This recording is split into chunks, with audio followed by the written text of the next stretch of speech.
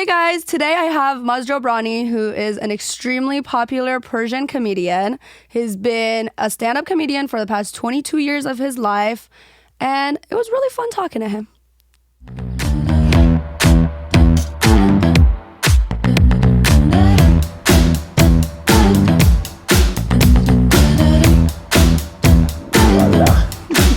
Okay. How's that going for you guys with like COVID? Just the comedy clubs and are you guys still doing that, or is it completely shut down? Well, in California and, in most of the states, comedy clubs are shut down. Some of the states, like Texas and Florida, they're doing limited capacity. Arizona, we're actually Tehran and I are actually going to go take our going to go try it out in mid-November. We're going to go to the Tempe Improv in Arizona, and you do limited capacity. They take people's temperatures at the door. Everyone's got to wear masks, et cetera, et cetera. You know, once they eat food, they can take the mask off. But Right. that's been that. We've also had Zoom shows, which are interesting. Those are always those ended up being more fun than I thought they would be, just because you still get to see people, and we unmute maybe 10 people so we can hear the laughter. That helps a lot. And we also did a drive-in show, which was the weirdest of them all, because in the drive-in show, people show up in their cars, Right. and then you do your act, and they project you on a stage in the background, And they hear and through their radio? you can't, yeah, they listen to you on the radio. So you as a comedian, you need to hear laughter. You don't really hear a lot of laughter. The front row are people in their truck beds, so you hear a little bit of laughter. Right. But that was my least favorite so far out of Yeah. all the COVID shows. Right. Also, like things like going to comedy clubs and doing stand-up comedy, it's like you get that feedback, and even with people, it's like you go, you're ready to laugh, and like people's laughter brings out your laughter. It's like you feed off of everyone's energy in the room, and if you're just kind of like sitting in your car, it's like a little, it's like, it's like watching a funny movie from your house, or just like a comedy special, watching it from home, or like going to the store. It's like it's that energy, the collective energy between everyone that like really brings out so much more laughter from you. Yeah, you're absolutely right. That's why with comedy, it really this coronavirus has really hit live entertainment and comedy in particular, because even when you do comedy,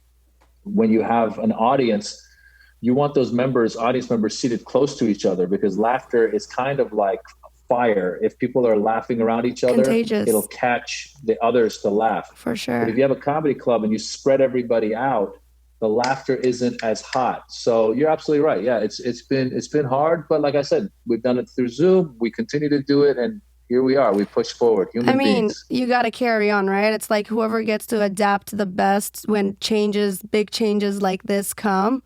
Like it's always like the people who can adapt the best and most that get to, proceed and do better in the future. Because like, let's say something like this, like, wouldn't you think that this is gonna change everything for at least a really long time, if not forever?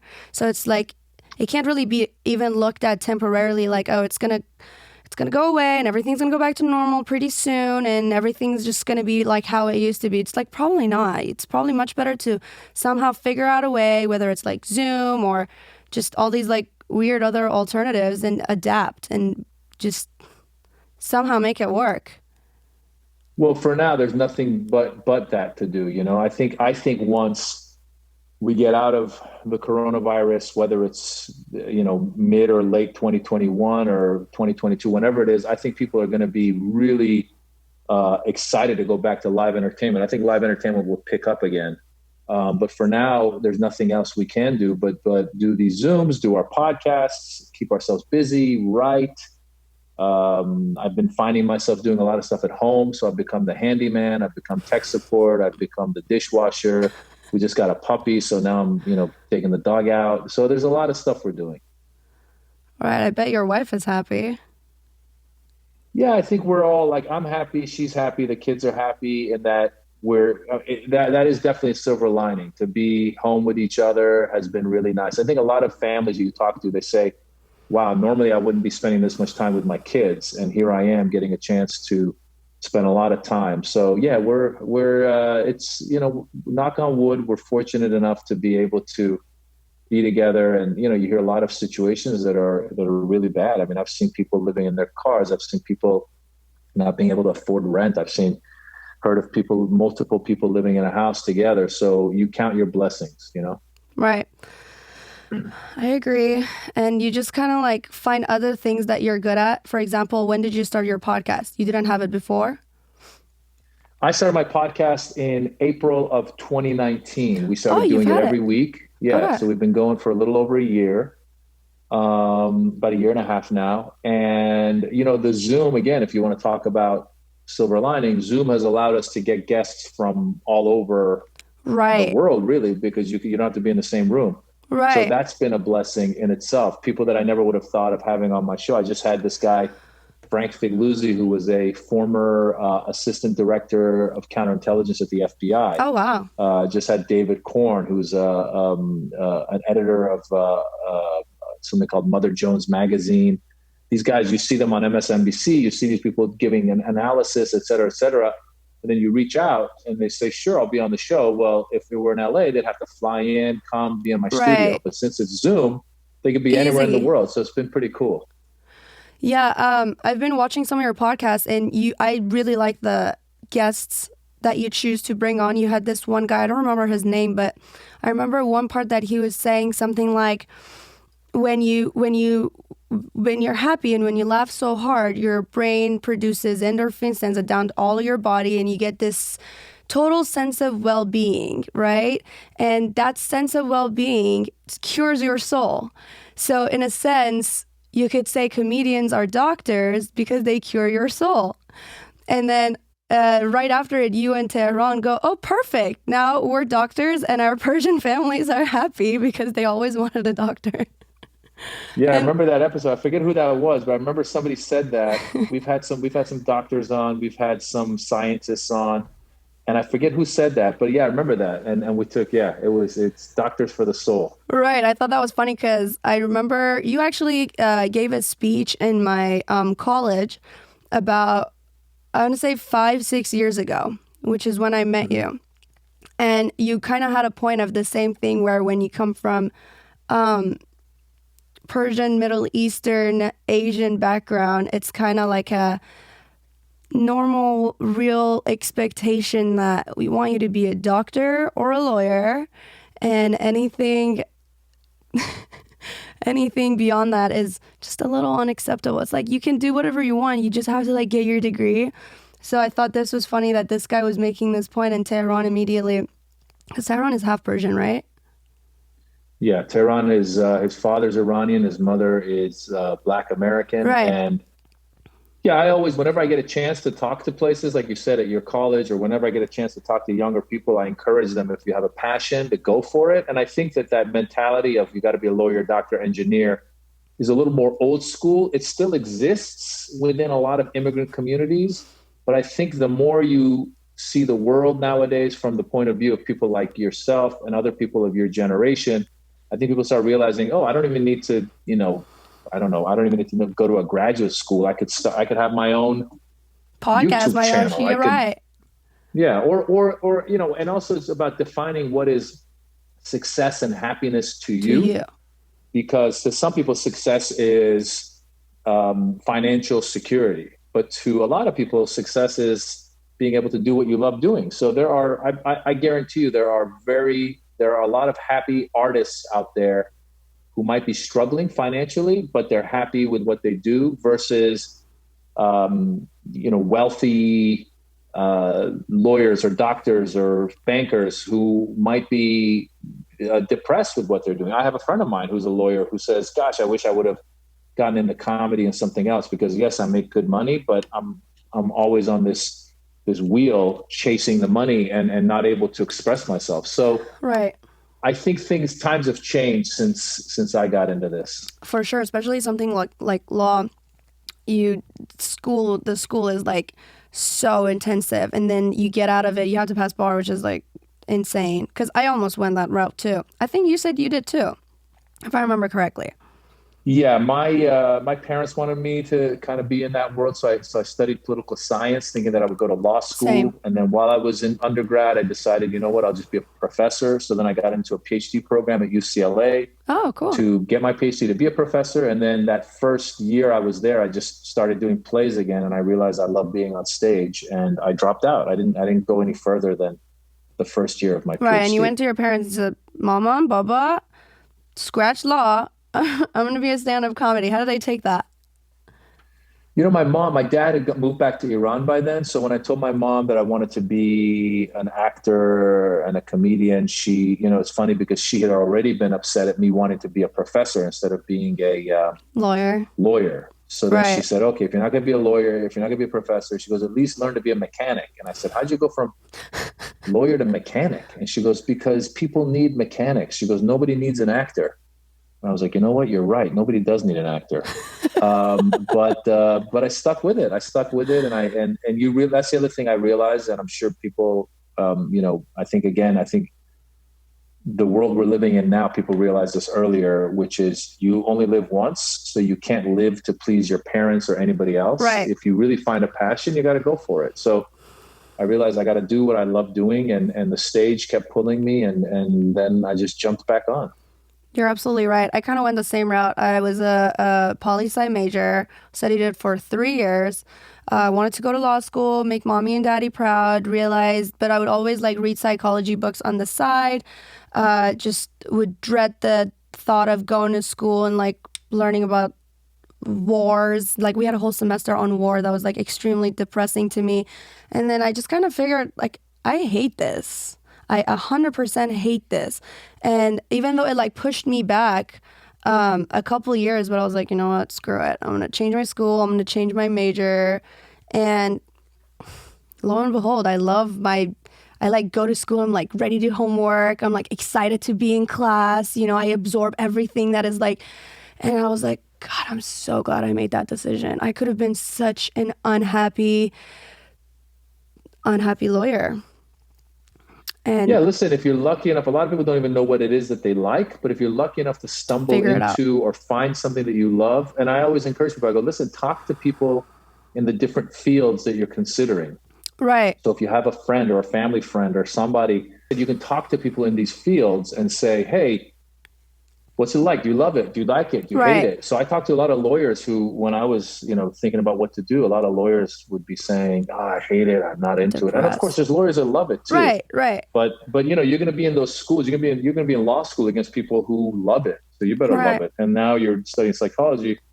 Similarly, going to be in school with people that love it. So right. you better be willing to talk about it all night long. And that's what comedy was for me. When I first started out, we used to be at the Comedy Store, or the Laugh Factory, and it was you'd be at the club, sometimes waiting till like 1 a.m. or something to just get 15 minutes of stage time. Now, if I didn't love it, I would have turned around and left. And there was guys that Right. I The started waiting with game. that left comedy because they said I can't sit around here waiting for all these people to come and go. And sometimes you'd be getting ready to go on stage, and someone who's a celebrity would walk in and say, "Oh, I want to go next," and they would just jump on stage, and you have to sit there for another hour. Right, So because I loved it, I hung in there, and here right. we are. Now I'm doing podcasts on my phone. Right. And like something that I personally like about what I picked to do with like the personality types and the psychology behind it is that a lot of times when you don't know what route you want to take in life and what career you want to go into, when you take this personality test and it breaks down the way your brain functions and the way your personality works, you look at your personality type and you're like, I'm not going to be a good lawyer. A. B, if I really try hard and work hard, then I can be a good lawyer, but it just so does not go well hand in hand with my personality type. Like your personality type, ENFJ, is, as I said, one of my most favorites. And a lot of times when you watch your work, you can really see your personality type at work. You can really see how the way your different parts of brain that are completely different than somebody else come together and work into making you handle the situations that you do when you're on stage exactly the way that you do. For example, I watched this video you posted on your Instagram, And I watched it multiple times because I just thought there were so many points to be taken from this video.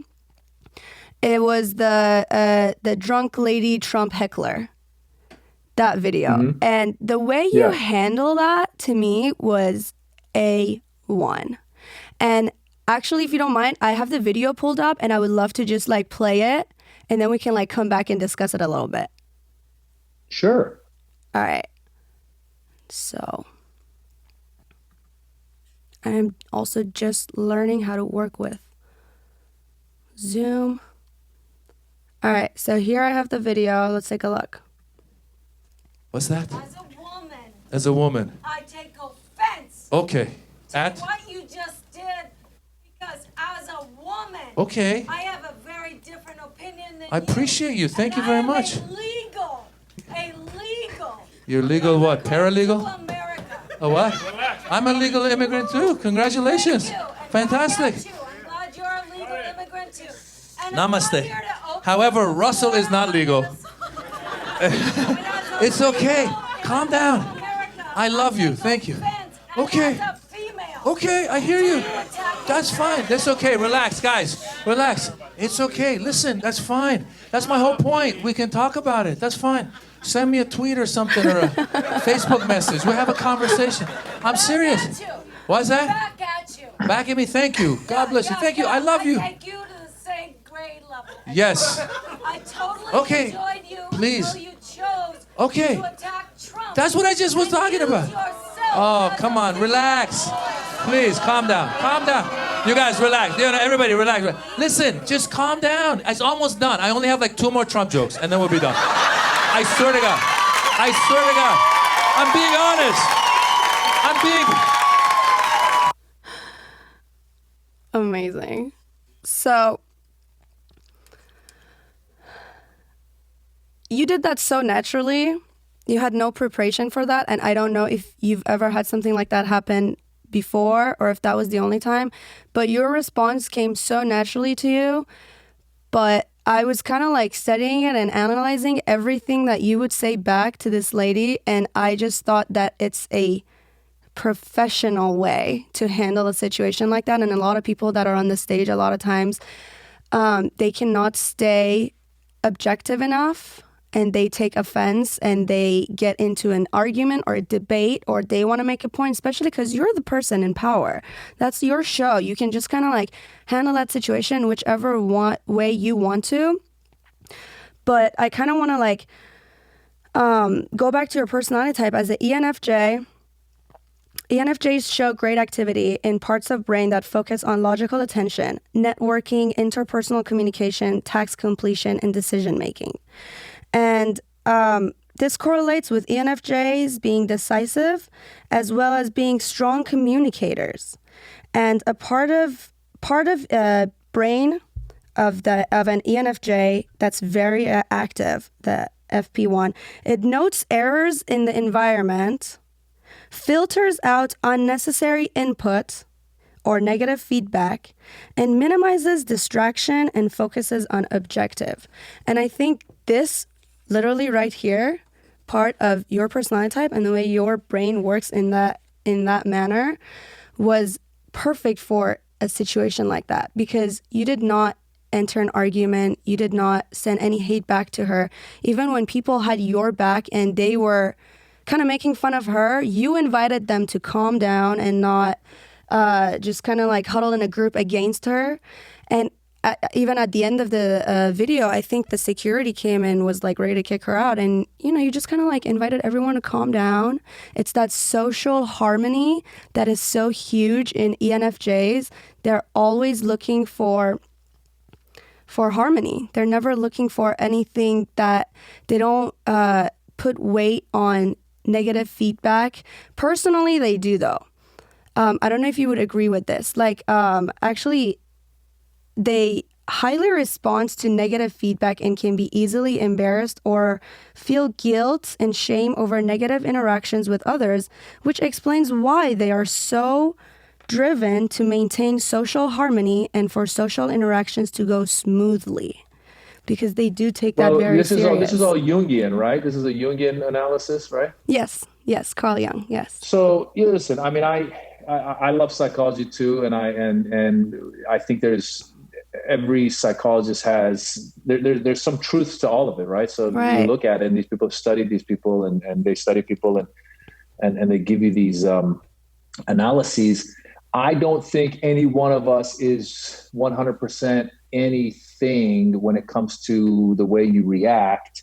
And I think we all grow, and I think we all learn. Now, there's a couple of reasons why I was able to act like that on that stage. Number one is I've been doing stand-up comedy for Long time. now 22 years. Oh, wow. So no matter what you do in life, whether it's you're a psychologist or a psychiatrist or a comedian or a lawyer or a politician, whatever it is, after many, many years, you get better and better at it. You learn how to deal with things. So I will guarantee you there's times on stage earlier on in my career where somebody said something and I froze and I didn't know what to say.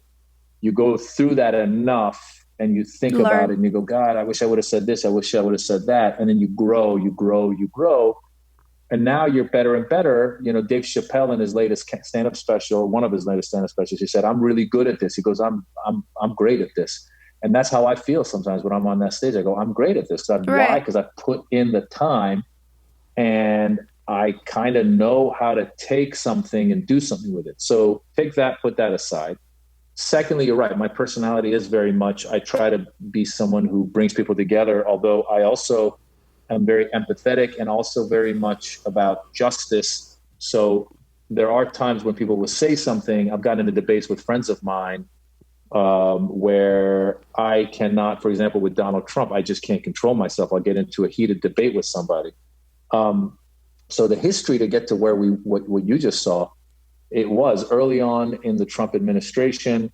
He had done the travel ban that included a bunch of countries, including Iran. So I felt bad for young Iranians who weren't able to come from Iran to America to study because of the travel ban. There was other things happening, pulling out of the Paris Climate Accords. There was a lot of little things happening that I saw happening. And it was early on in the Trump administration. And I was performing at a club and I was doing my jokes about Trump, and some guy in the audience started yelling and I yelled back, and then we got into an argument.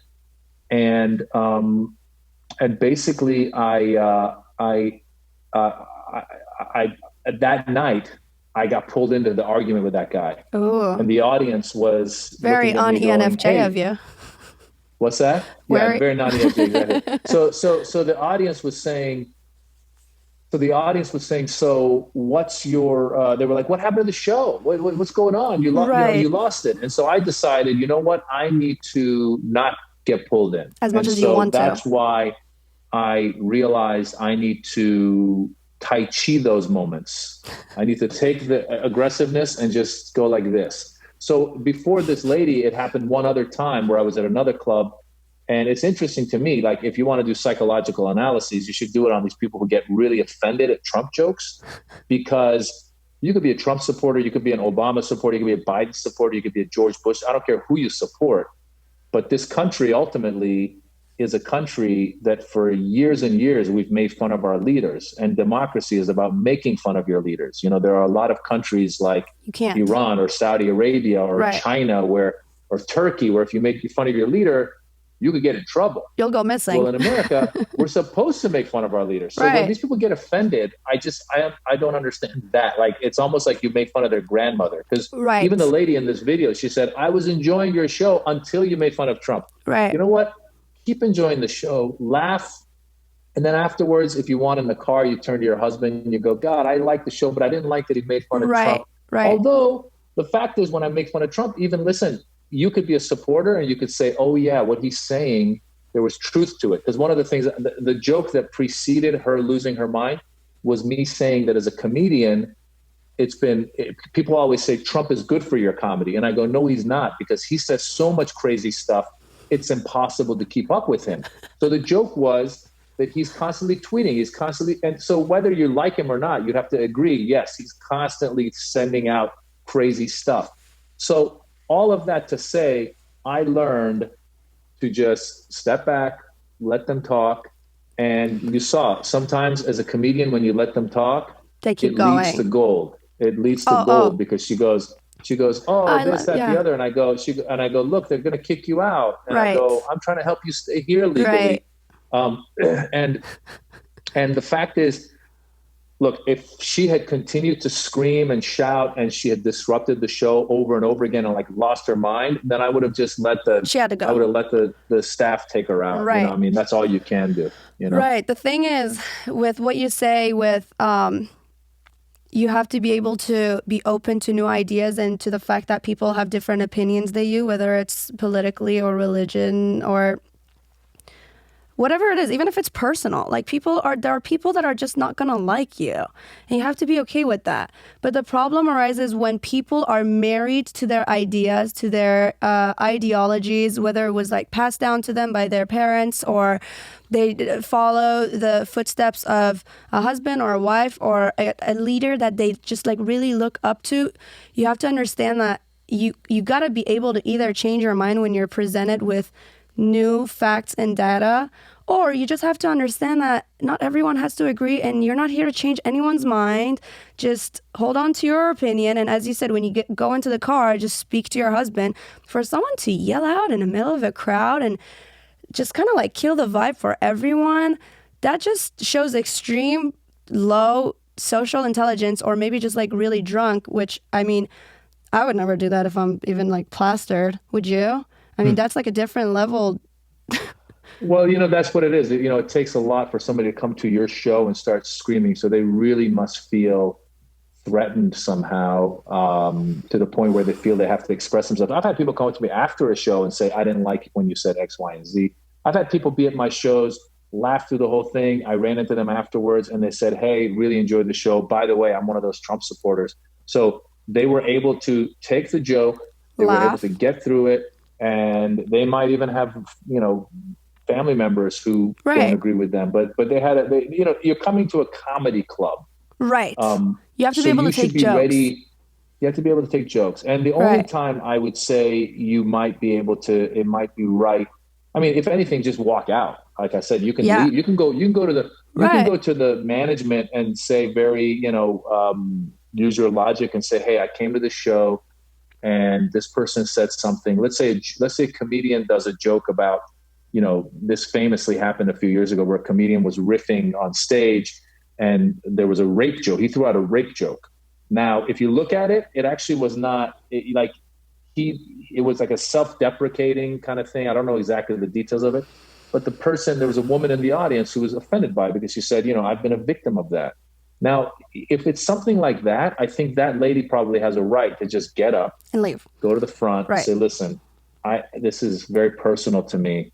Right. Or let's say like I've heard of people doing jokes about handicapped people, and then someone is there with their handicapped child or they have a handicapped relative. So those people, I think, have a right, if they want to get up, go to the front and go, hey, listen, I want my money back because this thing that was said was so hurtful.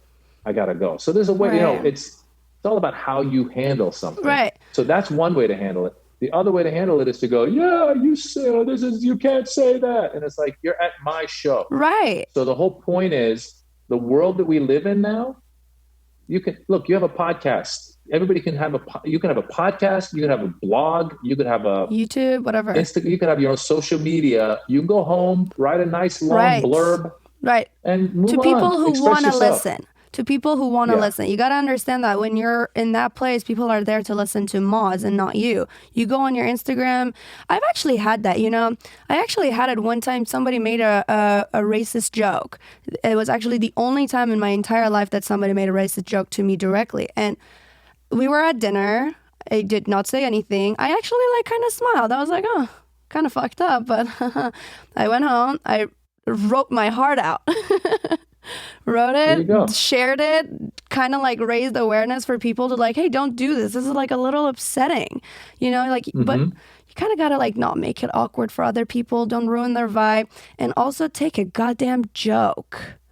Remember when people on stage used to pick out people from the audience and directly point at them and talk to them and make fun of them horrendously. Remember? Like that wasn't that long time ago when like Well, listen, they used to pick people most out. people that come to most people that come to a comedy club can handle it. Like Right. I mean, I still when I would do live shows, I'm constantly talking to the audience. What are you doing? What's that hat? Why are you wearing that shirt? Blah blah blah.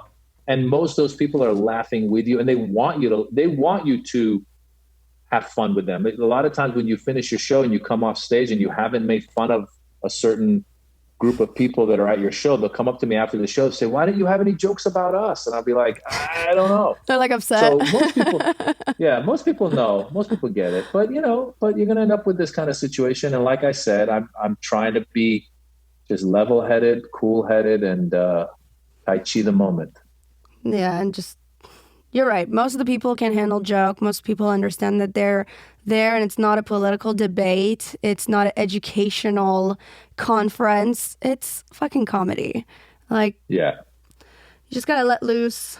Some of my favorite series that you post are your Persian words of the day. Oh yeah. This is gonna be a great segue.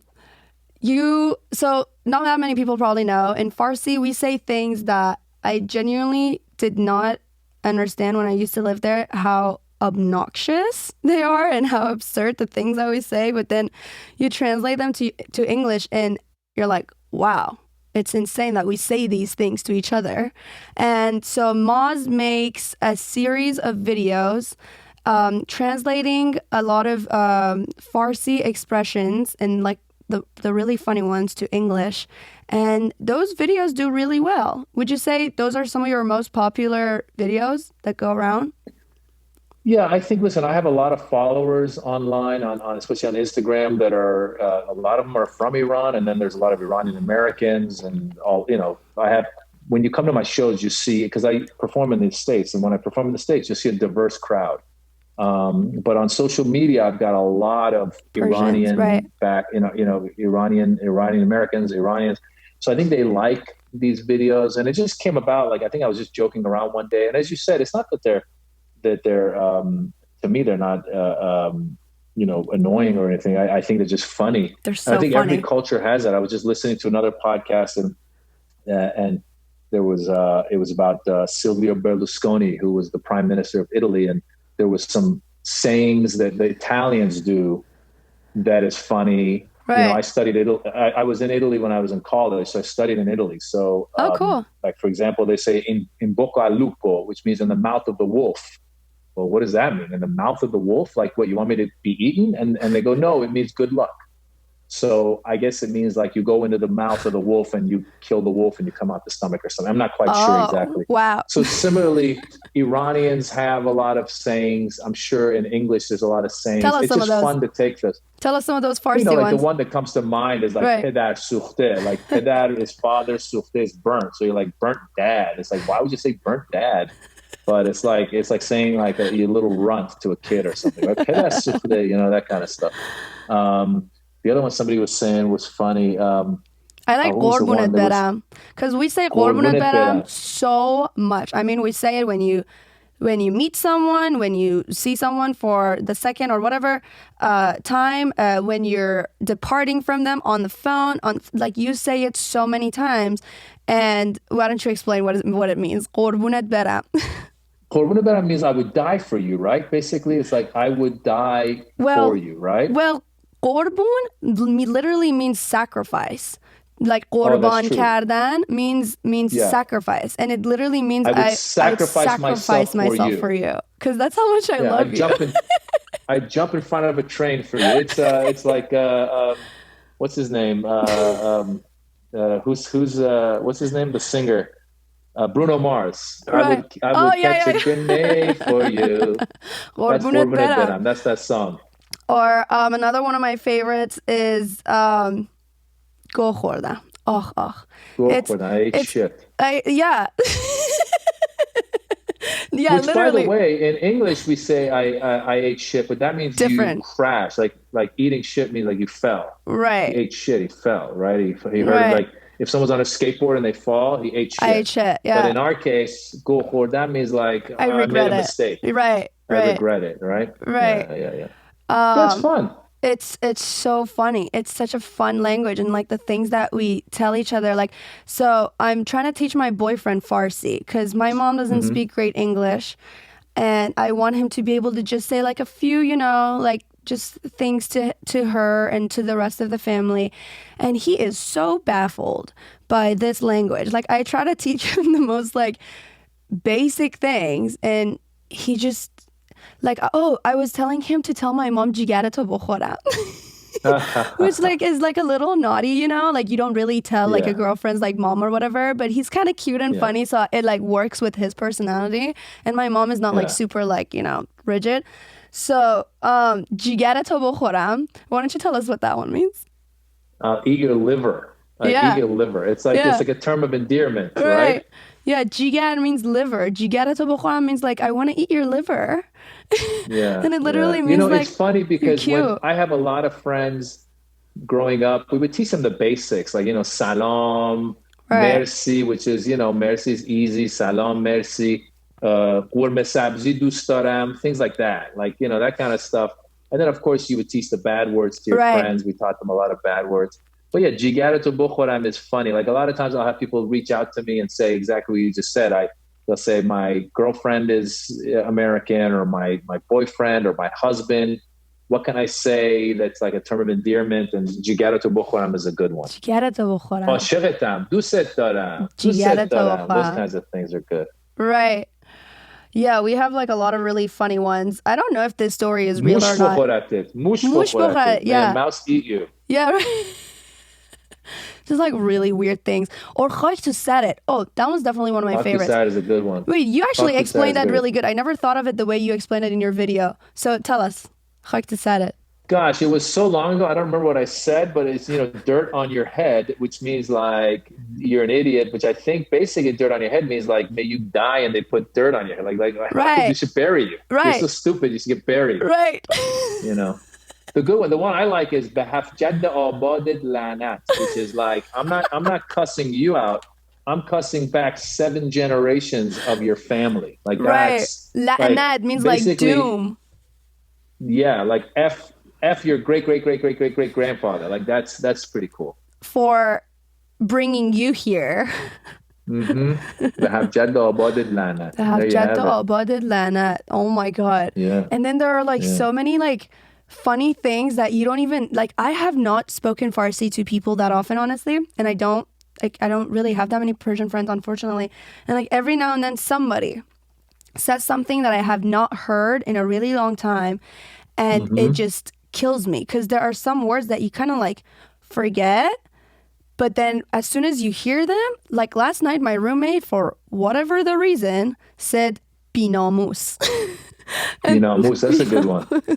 And that's something that like I had not heard in that long, but like How would you translate I know. binamus? Binamus means without integrity, without no, that's bisharaf.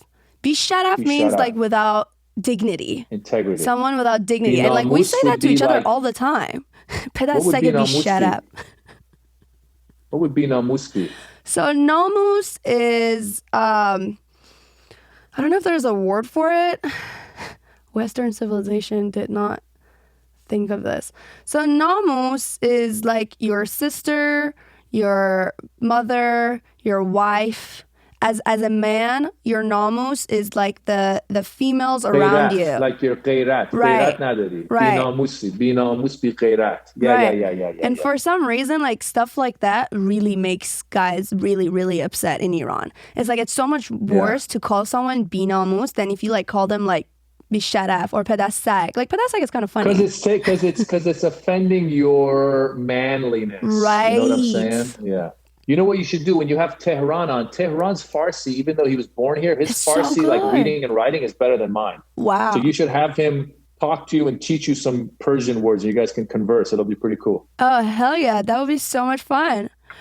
All right. Well, I think we're coming to an end here. I appreciate you doing this so much.